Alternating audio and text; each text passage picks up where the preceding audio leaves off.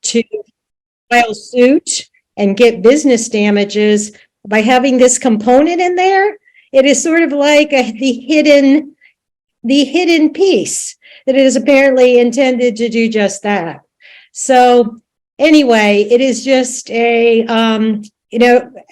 last year many of you probably heard and the comments about the mother of all preemption bills, and the legislature wanted to kind of stop local governments from doing bad things. I'm not sure what that means, but anyway, so this bill, I think it maybe is more insidious because it's a little lower key, under the radar, but the impact is going to be horrific and chilling. And the bottom line is, if someone successfully challenges a local government's ordinances and prevails, they could be entitled to their attorney's fees and cost. Contrary, though, if the local government prevails, no attorney's fees. So guess who pays for that? Us. Residents of a city or county pay for that, in spite of the fact that the ordinance may have been duly enacted, considered carefully by your local elected officials after thoughtful consideration. It's just, anyway, I'm trying to contain myself because I'm just appalled by what's happened to local governments who are captured in the Florida Constitution. These are not, just creations of state law. They are created and called for in the 1968 Florida Constitution, and what's happening to local government jurisdiction is it's being eroded and eroded and eroded. So anyway, I think that's probably enough said about that bill. As of today, I don't think the governor has signed it, unless he's done it recently. Last year, he didn't sign the worst bill, but this other one is just continued. And so given what's happened in the session, I don't have much hope that anything's going to change, but it may be so. The other item that I was tasked with speaking about is a preemption of local governments from anything to do with residential tenancies. So we're talking about landlord-tenant relationships, those kind of contractual obligations. So this bill is Senate bill, let me see, and I apologize, I misplaced the number. But anyway, that bill is very broadly preempting. Some of you may remember that the legislature already, in the Live Local Act, already preempted rent controls for local governments. So this is just an additional piece that seems like it encompasses almost everything else you can imagine. And not surprisingly, it's just one more piece of the taking away of local government jurisdictions, the health, safety, welfare perspective of locally elected officials to do the best for their community is just being eroded. Maybe, I don't know time-wise, but some examples of the kinds of things that we maybe are concerned about that could be subject to these preemptions is that if one, going back to the original Bill 170, one business, one entity feels like somehow their ox has been gored, no matter what the community. For examples, let's say you have an existing noise ordinance and your elected officials have an issue with a newly established business, and they would like to have the focus has been one newly established business, but maybe it's across the board. Residents are complaining because businesses are successful. So the idea that maybe you need to turn down the noise earlier in the evening. Well, that could be the subject of arbitrary and unreasonable. I'm not sure. The environmental groups are very concerned that things like sustainability, septic to sewer, other types of very important environmental considerations could now be subject to being challenged based being arbitrary and unreasonable, whatever the heck that means. And just in our area in the Treasure Coast along the Indian River Lagoon, we have Big Sugar. We have entities, other very large players that have more money and more interest and would like to stop local governments from doing their job. So I think we all just need to be on the high alert about these things. Thanks, Krista, for your summary on that. There is some good news on this front. We've gotten some polling data back from Florida Progress, and hopefully you guys, everyone can read that, given the tininess of Zoom sometimes. And we're looking at the graphic on the right, and that's some sample language. Stacey, you want to give that a read for me, because I talk way too fast? I do. So if you'll notice in the really big bold, 88% of the polled participants agree on this. So this is a wonderfully powerful talking point.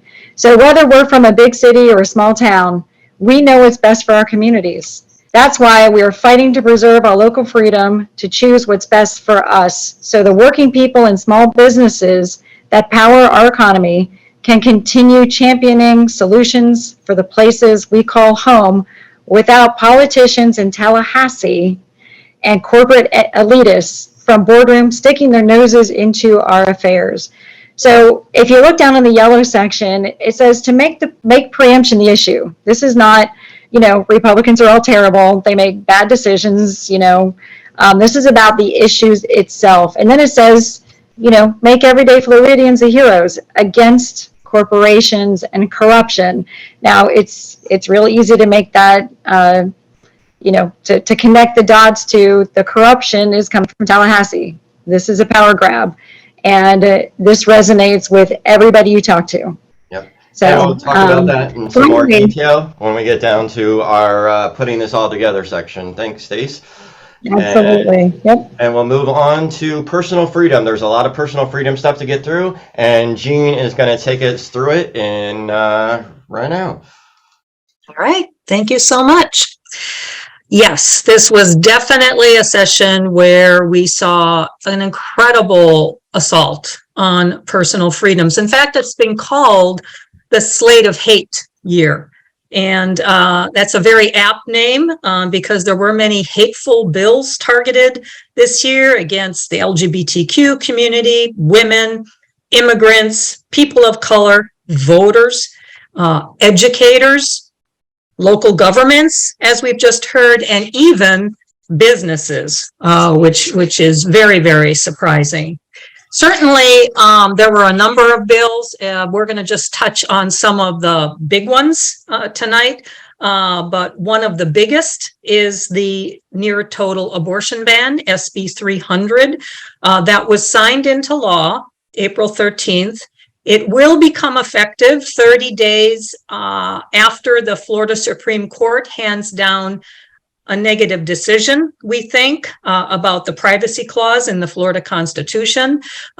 So that's when it will become effective, but it was signed into law. It prohibits pregnancy terminations after gestational ages of 6 weeks, before most women realize they're even pregnant, which is why it's called a near total abortion ban. It gives an exception from 6 to 15 weeks if women can provide proof. What kind of proof of rape and incest? police reports, restraining orders, medical records, court orders. The fact of the matter is that most women who go through rape or incest do not report these traumatic events. And so it really is not much of an exception there. And it will restrict abortion medications, which makes up more than 50% of all abortions right now. And it will make sure that only the medications can only be dispensed by physicians, making shipping services and going through the U.S. Postal Service illegal. So that is SB 300, the near total abortion ban, definite assault on freedom. Another assault on our freedom is the new voter suppression bill, 7050, called elections. This is the third voter suppression bill in 3 years since DeSantis has become governor.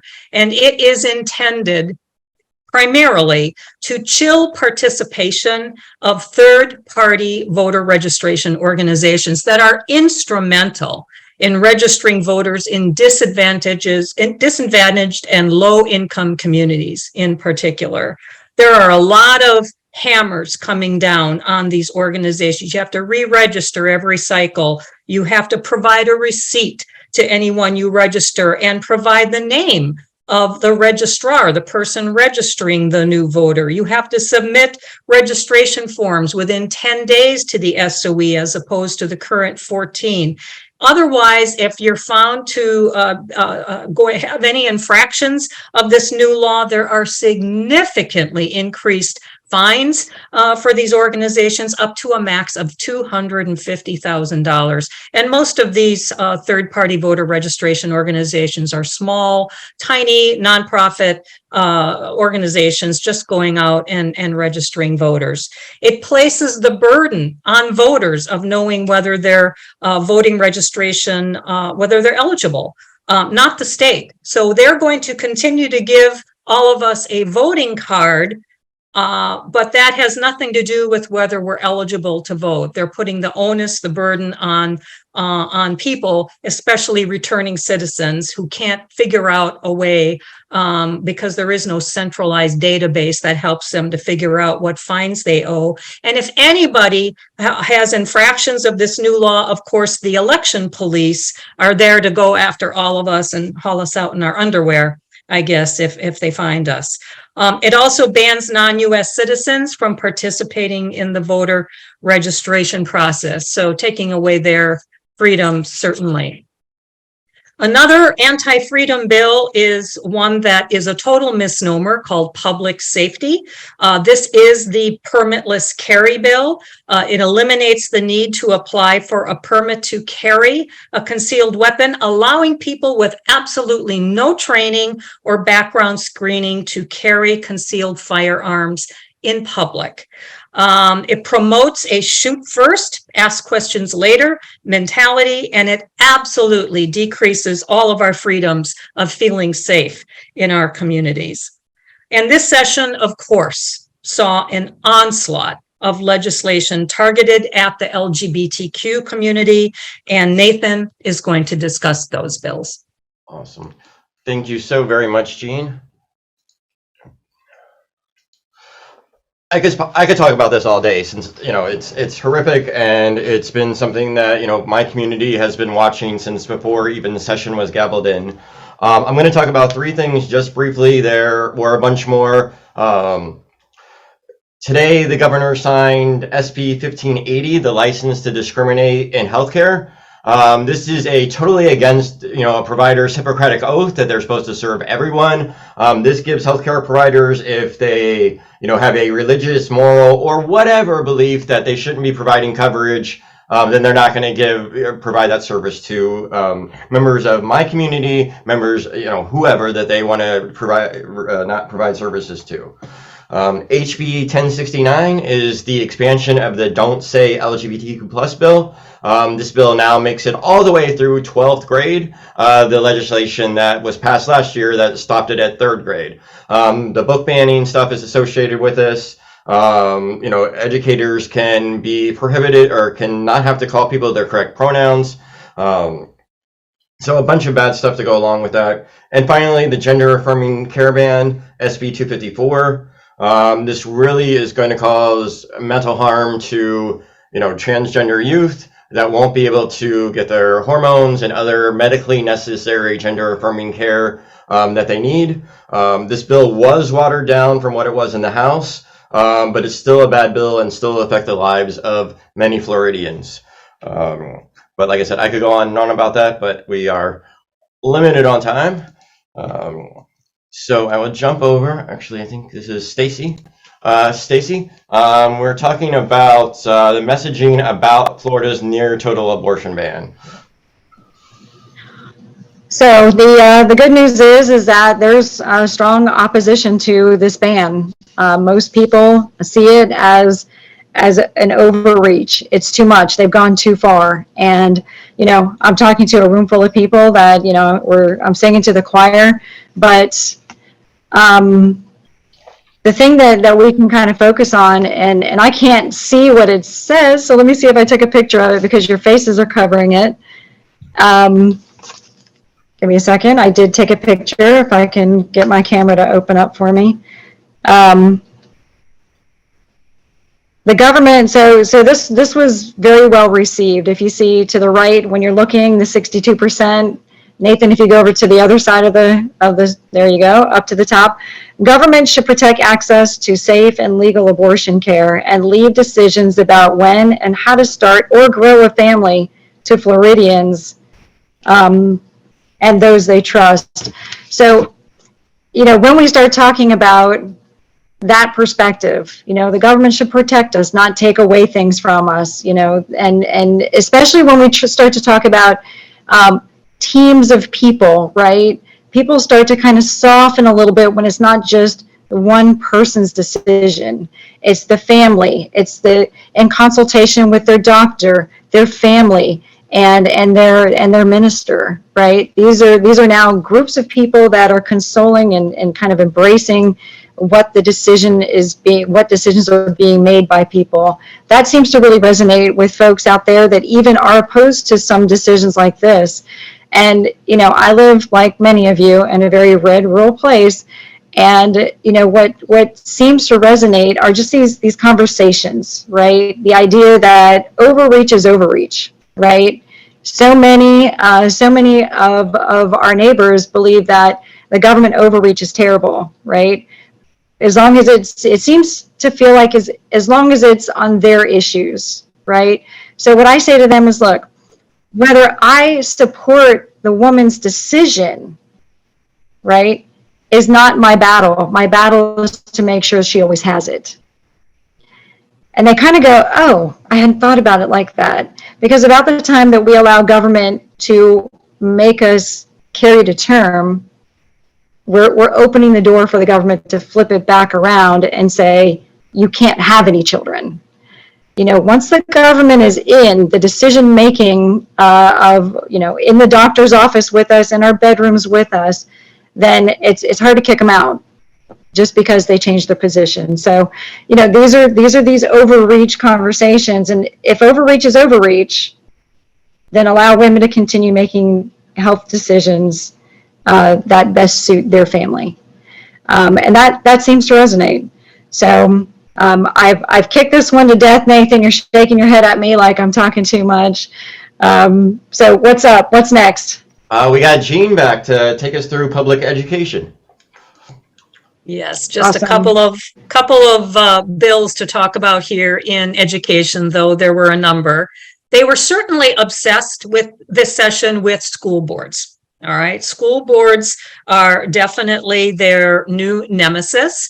There is House Joint Resolution 31, partisan elections for members of school boards that will require members of district school boards to be elected in partisan elections if we allow it to happen, because this has to go on the ballot. All right, this is not a law that DeSantis is going to be able to sign in. We, the voters, would have to decide that it becomes law next November. So we still have a chance to save this one. Another one is House Bill 477 that puts term limits on our school board members, going from 12 down to 8 years now. So they keep bringing it down. So another bill there, and there were, another one or two related to school boards. But of course, the big one, and it seems like forever ago that we talked about this, it was HB1 school choice, signed into law on March 27th, and it will be effective July 1.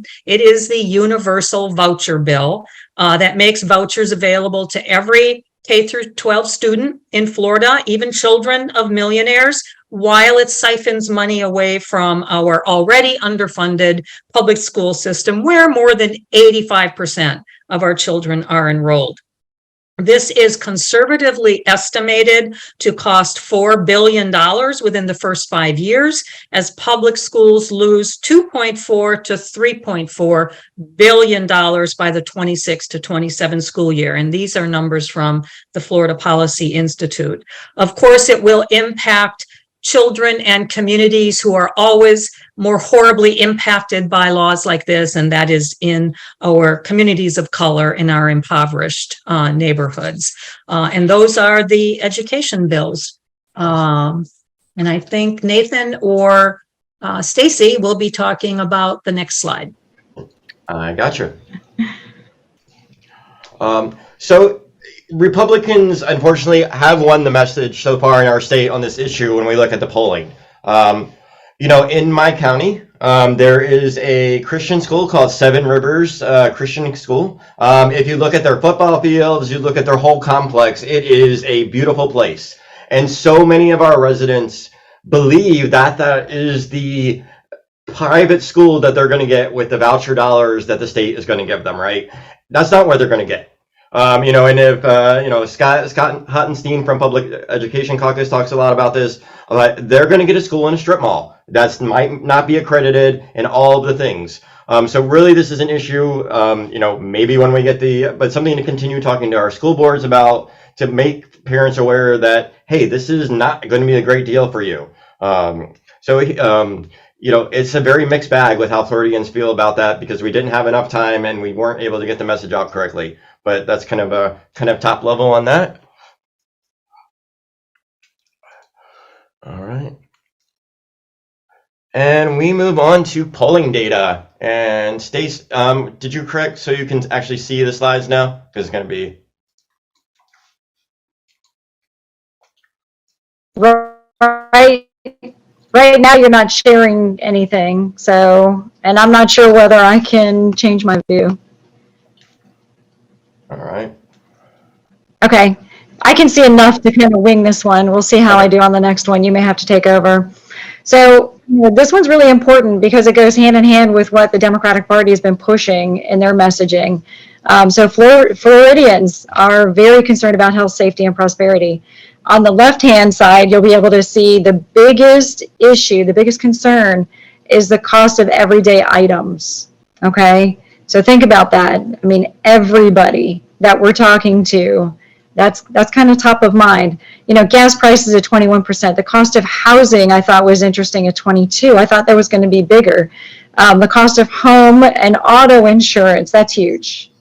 There are literally people in all of our communities that are trying to figure out where they're going to go because their insurance premiums have doubled and in some cases tripled.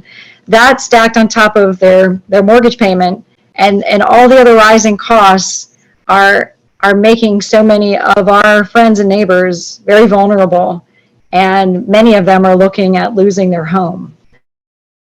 These are opportunities for us to create those connections. So at the top of the social issue is gun violence and access to abortion care, and moving up in the polls seems to be the LGBTQ rights, and that's great. I think that enough people are talking about it in normal ways, right? Enough people in the circles are talking about, people are people and people have rights, and even if you don't understand some of these things, we're doing a better job as Democrats at messaging them so that people are getting a better understanding of things, even if it's not their issue, right? So there's three that are in those blue boxes. I can't see the numbers, but it looks like they are all scoring relatively high, and those are some of our biggest issues that we talk about as Democrats. We need to make sure that we're out there talking to our friends and neighbors about these things. But keep in the back of your mind that all these other costs, the financial message is critically important too. The Republicans want to talk about, woke and wokeism and all these cultural clashes because, a lot of people can't agree on them. But we can agree that's expensive as hell to live right now. And that is hitting every single one of us at the kitchen table. Next slide. I said that with such authority, didn't I? So I want, go back. There it is. Nope. I can't see it. So Nathan, if you can. Yep.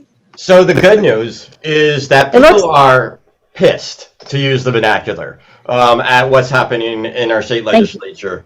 In February, 46% thought the state was going on the right track. Now that we're out of session, that number is down to 42%, and now 50% of folks say we're on the wrong track. So can you see that one, Stace? I can read this one. And here's the great news.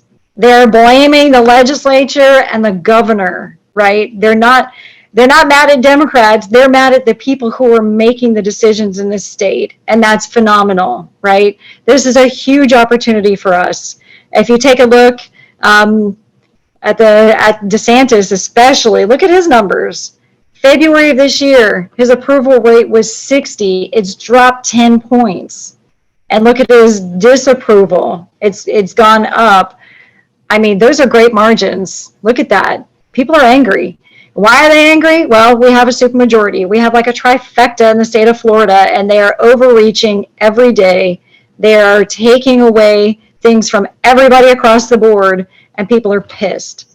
So this is a wonderful unifying time for us. I know a lot of us don't like talking outside of our comforts and our norms to our neighbors and friends in the community, but these are wonderful unifying things to talk about.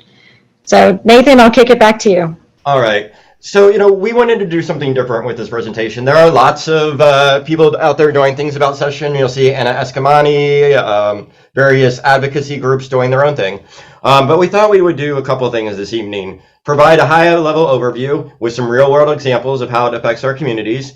And then really putting it all together as what can we do as Democrats, what can we do as citizens, what can we do as residents of our counties to talk about these things with our local BOCCs, with our voters, whoever the case may be. So here are kind of some main areas, whether it be letters to the editor, public comment periods, social media, text and phone banking about these issues, canvassing, one of Stacy's favorite activities, and even at the grocery store, right? That person that you see, 4 times a month that happens to shop every Saturday when you shop, that you've had a great conversation with, those are the people that we need to reach and say, hey, do you know what happened in Tallahassee this week? Do you know why that XYZ has happened? Do you know why your property insurance is? And it's those everyday conversations that really help with this process. Stace? You're muted again. There you go. Yep, I keep doing that because I have 4 dogs, and the last thing y'all need to hear is my dogs barking. So, are we going to move on to the next slide, Nathan? We are. So, all right. Oh. Yeah. Before we do that, who's that? Young man. Yeah, I know. Before we get to my shining face on giving a speech, let's let Jean and Krista, if they have any thoughts on how they can pull how this works in their local community, since we'll be y'all. Krista? Well, I think that your last slide is exactly where we're trying to head with here in St. Lucie County, Fort Pierce, and the Treasure Coast area. I've been attending a city council meeting just to make, so they've seen my face. I know some of them. And then when I get up and speak, I won't be like doing that for the first time. And I've got members I'm encouraging to show up at county commission meetings. And then one of the benefits of being retired is I can do these things. And so, that's what we're trying to do. And also, just as you said, engage with people wherever and whenever we can. The other thing is just events. I'm not sure if that was on your list. Tabling events. This time of the year we have a Haitian Flag Day celebration. We have a Juneteenth event. Our Democratic Women's Club manned a table at a local Pride Fest. And so we are starting those dialogues. And quite frankly, we got 70 people to sign up at the recent Pride Fest, people who were interested in getting involved, which is, we've never gotten that many people to sign up ever since I've been doing this. So, so that's how, among other things, how we're proceeding. But as I've said to everybody in my club, we got to step up, we got to step out, we got to be loud, we got to get involved, because the democracy depends on it. Thanks, Krista. Jean, how about you? Well, first of all, I just want to say how beautiful those last graphs were. They really are a thing of beauty to see DeSantis's numbers go in the tank like that. When we started session this year, we emphasized the fact that we all had to fight back. We got a lot of, well, what's the point? We're never going to change their votes. We're never going to change their minds. And it was all about, look, you're not going to change their minds. But it's all about making sure that they know we're here and making sure that those around us, our community, our friends, our neighbors, as we're talking about here, know what's going on. And there is no doubt that we have done that as a whole. We have done that in our community and around the state, such that people are now much more aware of what happened in Tallahassee. And keep in mind, state legislatures have always functioned in darkness. I mean, people are just literally waking up to the fact that state legislatures around the country are where democracy goes to die. It truly is. They have been able to function in the darkness for too long, and we are now waking up to the fact that this is just simply out of control. So I love seeing those numbers, and I came across something just last week. I'm a Ted Lasso fan. And I saw something in their episode last week, and I thought, well, we're going to stop saying fight back, because it's now time to fight forward. Time to go on the offensive, take advantage of this upside down a little bit, and go on the offensive. And nothing is taking the offensive more than working, for example, to get the abortion petition through and on the ballot. And I just see a lot of hope and vigor and enthusiasm on our side. It's time to go on the offense. All right, thank you very much for Jean for that. We appreciate you. Before we kick off our little show and tell with Stacy and I's, speeches on these topics, Stacy and I got together back in, March, and decided that we need to talk to folks about preemption, and that's kind of how we all ended up here this evening. And you'll notice in both of our speeches something that I think is telling and I think is important. In my first speech, or the only speech you'll see this evening, but that I come out as a small business owner, because I am. And you're not going to hear the word Democrat in my entire speech to my Board of County Commission meetings. And I know I'll probably get some hate text for that. I know I'll get some hate mail, but there are times when holding our party flag high, especially in our rural red communities, isn't the best for making the changes that we need. I know I'm going to get screamed at, but that's okay. Stace, before I go into the videos, do you have anything? No, it's true. We will likely get some disagreements, but ultimately, if we want to be heard, we need to learn how to listen, right? And let me just pose this to y'all. You know, if you're upset that every now and then we feel like we need to check our partisanship at the door, if I'm sitting in my home on a Sunday afternoon, enjoying my family, and somebody approaches and knocks on my door and they're wearing a Trump shirt, I'm not likely to care what they say. I'm not likely to hear what they want to talk to me about, even if it's something that we might have in common. Instantly that wall goes up, right? Why are you here? I don't care what you have to say. And so, you know, that's, I think, the lens with which Nathan is talking here. When we are trying to get people to hear us and to promote conversations, right? That's one of the reasons why we go to our county commission meetings, why we go and attend school board. It's not as a Democrat, it's not as a Republican, it's not as a, it's out of concern for what's going on in our county and what we can bring to the attention of our officials, and what it is that we can do to attempt to do what we can for our community or for the students at our schools that attend our public schools. So just kind of keep that in mind as we're going through this. I don't know, I think we're listening to Nathan's first. His is in front of his Board of County Commission. The little video we have of me is when I went in front of our school board. This is just kind of some ideas. We have an awful lot of garbage coming at us. These bills are terrible, and some of us are greatly concerned, and we really don't know what to do with that frustration. And so here, just, you know, Nathan and I put together a toolkit, and this is kind of an expansion of where we were, what's next. So bear with us. I hope you enjoyed the videos, and then I think at that point we'll open it up for questions, right, Nathan? Yes, ma'am. All right. Sorry. Good afternoon, commissioners. My name is Nathan Sharp. I'm a small business owner here in Citrus County.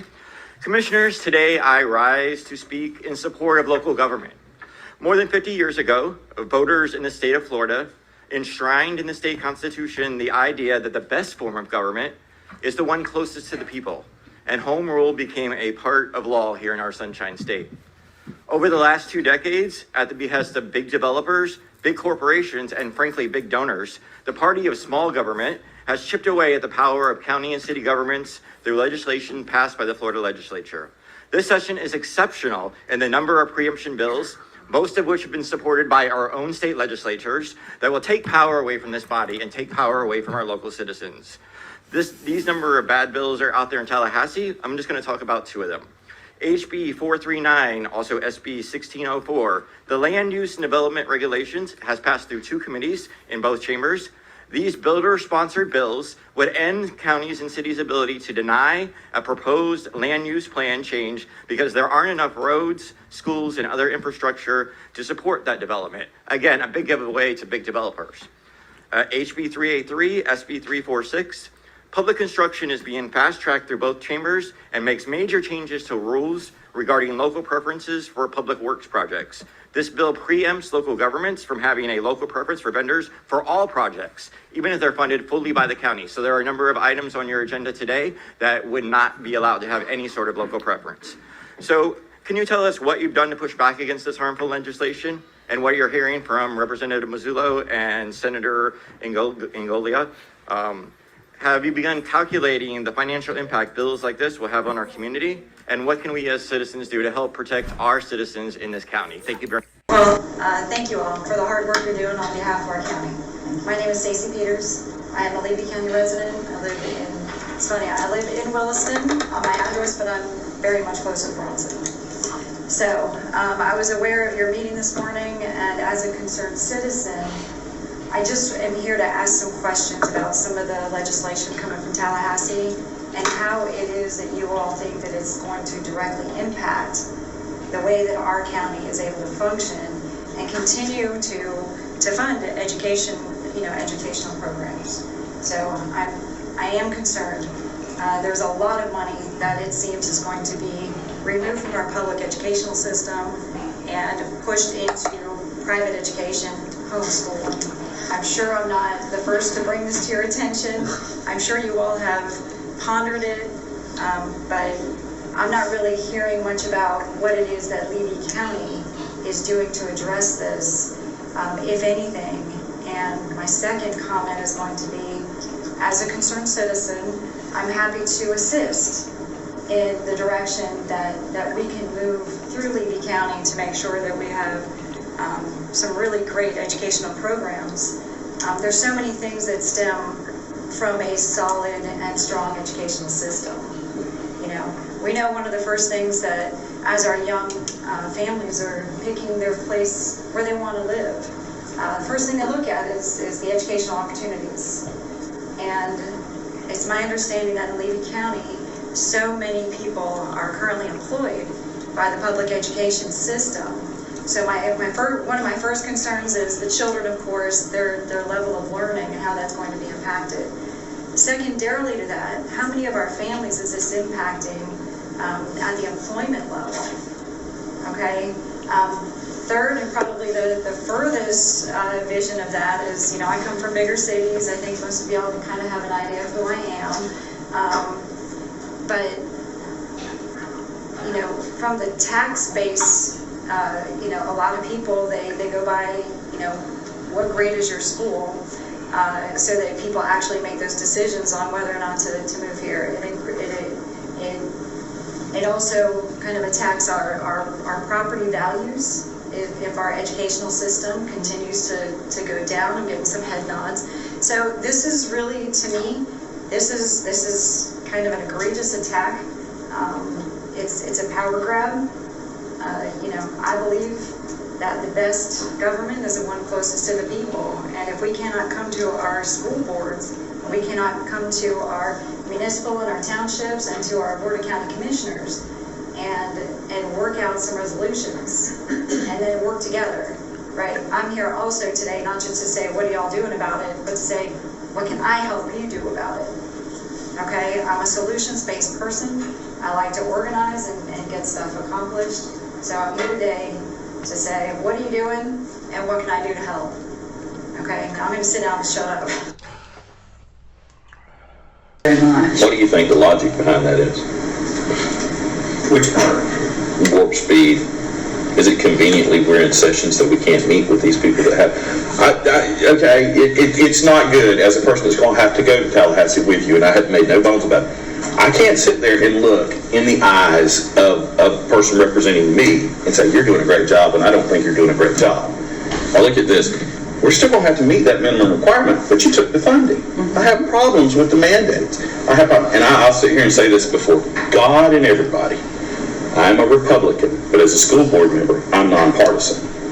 Nothing makes me angrier than to see a person who represents our area follow strictly party lines instead of doing what I swore I would do, and that is the best for my people.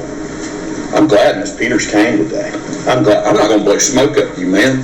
I have sworn I've been here 14 years, good 10. There is a war against our public education system. A flat-out war. And we're fighting it every day. The best thing we can do, have folks like you show up in Tallahassee and tell them you're tired of it. And when you see these guys that don't vote the way we want you to, you voting on that party line because we got to move up, we got to get our power. Remember that. And I don't have a problem saying that, so that's why y'all may not want me going. I'm not going to hug your neck. I'm not going to pose in your picture after you talk to me and grace me with your presence for 5 minutes. When I sent you to do a job, and you're not doing the job I sent you to do. You're cut.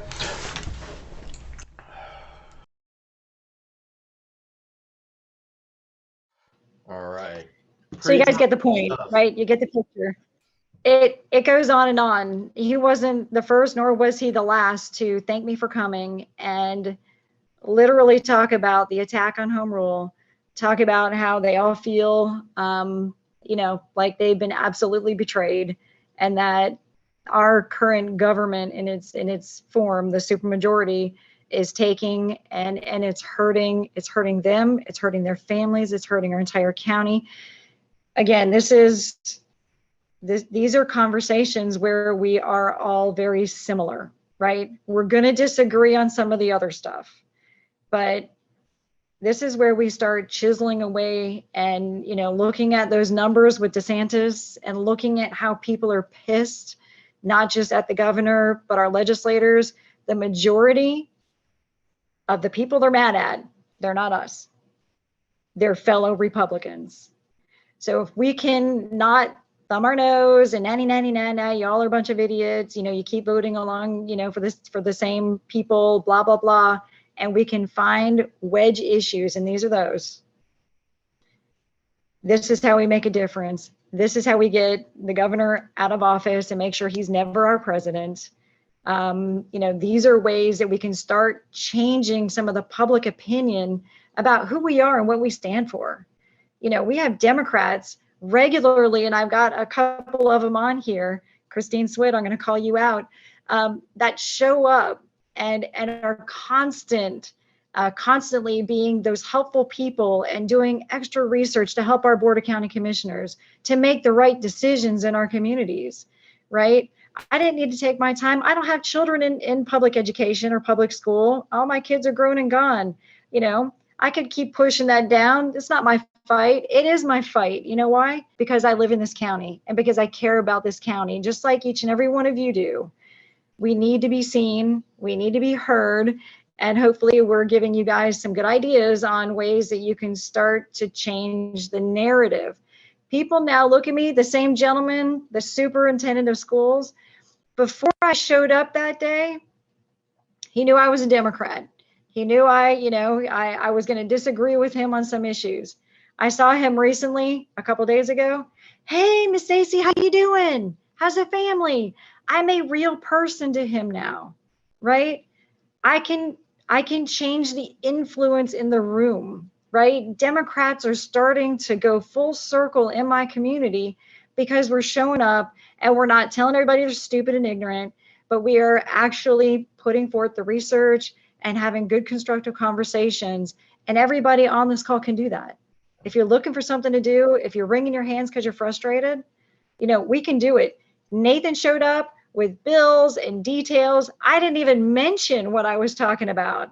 I just lobbed a couple of questions out there and made them, and asked them to please talk out loud about, some of my concerns, right? They didn't have to go down that rabbit hole, but they did. They want to talk about it. They want the community to feel their frustration because their power is being taken. So I'll get off my soapbox now. Nathan, I'm surprised you let me talk that long. I'm going to kick it back over to you, Nathan, for any follow-up. And then if we want, we can open it up for questions. Yep, I went ahead and made it so folks can unmute themselves. That's all I think of our scheduled programming. Please feel free, there's a small enough group to wave at us or use the hand, whichever. Not going to get too draconian about moderation at this point in the night. So if you have questions, please let us know, and I'll pick on somebody to either answer the question for you, or we will jot it down and get an answer back to you. And let's see what I saw. Let's see. We got to have questions. We got to have questions. Well, I'm going to pose my question to y'all then. You all don't want me to start asking questions. I got Mary's hand. Mary's had it. She saved you. She saved the rest of the room, let me promise you. I'm Go very ahead, Mary. slow. I'm very slow. Thank you. Yes, to follow up with the question in the chat, can we get the slides with the polling results, or at least get them on hard copy or emailed? Yep, I will make that happen. Thanks. Absolutely. Absolutely. The polling slide that really surprised me the most was the voucher program.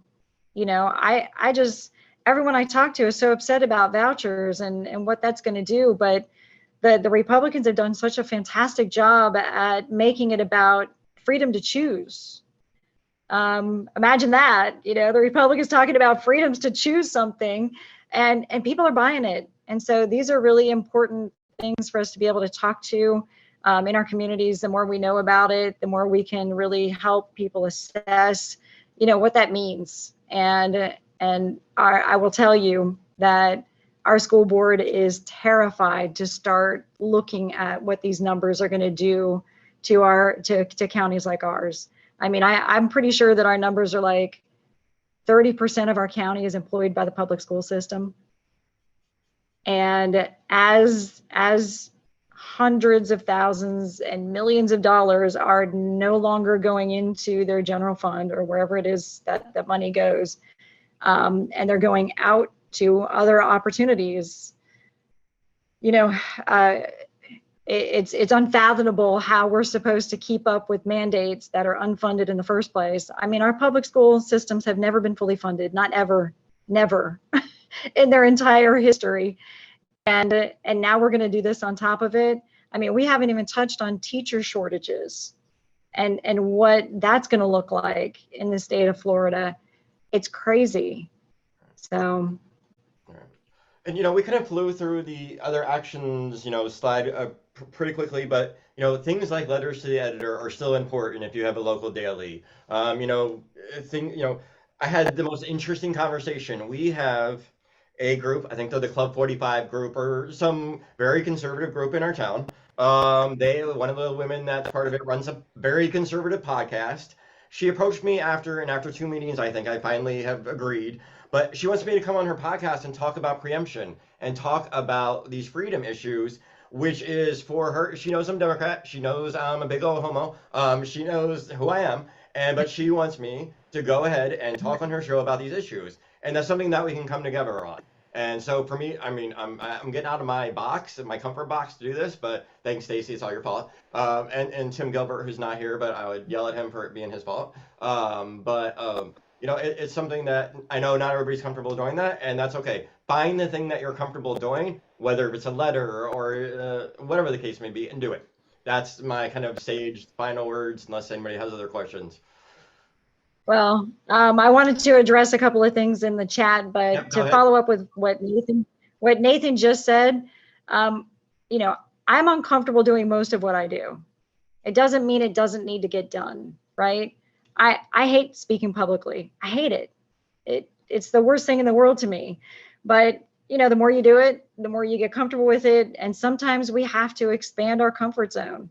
I mean, I don't want to sound overly dramatic, but I think most of us will agree. Democracy depends on it. I mean, I cannot even fathom a world with this much taking away of powers across the board. It's nuts. Ione Townsend did drop in here that some of those slides did come from a weekly comms and messaging meeting that occurs. It's been occurring for, I think, the last 2 years. And it's put on by Florida Watch, which is in parentheses in her note, an Alliance Communication and Research Hub. These folks do a fantastic job. You can register. Ione dropped the link in there, and it's phenomenal. There are groups throughout the state that, I mean, their main mission is to bring together messaging and to share everything they're learning with everybody, and then hoping that people will broadcast some of it so it becomes usable, right? If it just sits in your email inbox, folks, it's worthless. I mean, I just want y'all to understand that. I'm guilty too. If y'all don't text me that there's something important in my email, I may not find it. We're inundated. We're under attack. So BJ commented that most counties, the largest employers are the community hospitals and the public school system. Again, if we're looking for ways to connect with voters, it doesn't get any better than local issues. It truly does not. And while you're out there and you're meeting these fantastic people that agree with you, we also need to be encouraging people to run for office, right? We need to be encouraging people to join us at an ice cream social or something fun. Don't make the mistake of inviting them, or like the first thing they do is to come to a DEC meeting. Why? Because they're boring, and because a lot of people don't always agree. There's a little back and forth, and it's not always our best foot forward. But an ice cream social, who could get mad there, right? Right? I mean, let's get creative. We need to bring more people in so they can do more work with us, right? But invite them in. Don't invite them and then shut them down if they've got an idea that's not necessarily your idea. Be welcoming, right? We're Democrats, damn it. I'm done. I see It Joe. looks like we have. Go ahead and unmute yourself, Joe. Here we go. Just makes one statement. You shouldn't be scared. Anybody shouldn't be scared to go in front of the county commission, especially if you're there with facts. The biggest deal, they're used to having people come in and just complaining, and they really don't understand what's behind it, especially in our small counties. They don't have the staff that has all the expertise that they need to make certain decisions to recommend to the board. I will, of course, mention my darling wife over here. She's going to now make faces at me. She happens to be an environmentalist with a master's in environmental engineering of environmental studies. And so she's been able to help the Levy County Commission recently on some of their, and they're trying to write some new ordinances to do with manure disposal. Guess that. We all deal with SHIT, but it's a little different. But at any rate, and she's been thanked by them when bringing the information to them so they don't make a wrong decision. In my case, I'm used to going before county commissions because I worked for the city of Ocala for many years, and I addressed that commission to the city all the time, and had to go to the county. At first, it was undaunting for me, even with the experience I had in business. But once you get up in front of them, if you've got real facts, you're not just complaining, and you can point something out to them, they appreciate it. And that shows with what Stacy did in front of the school board.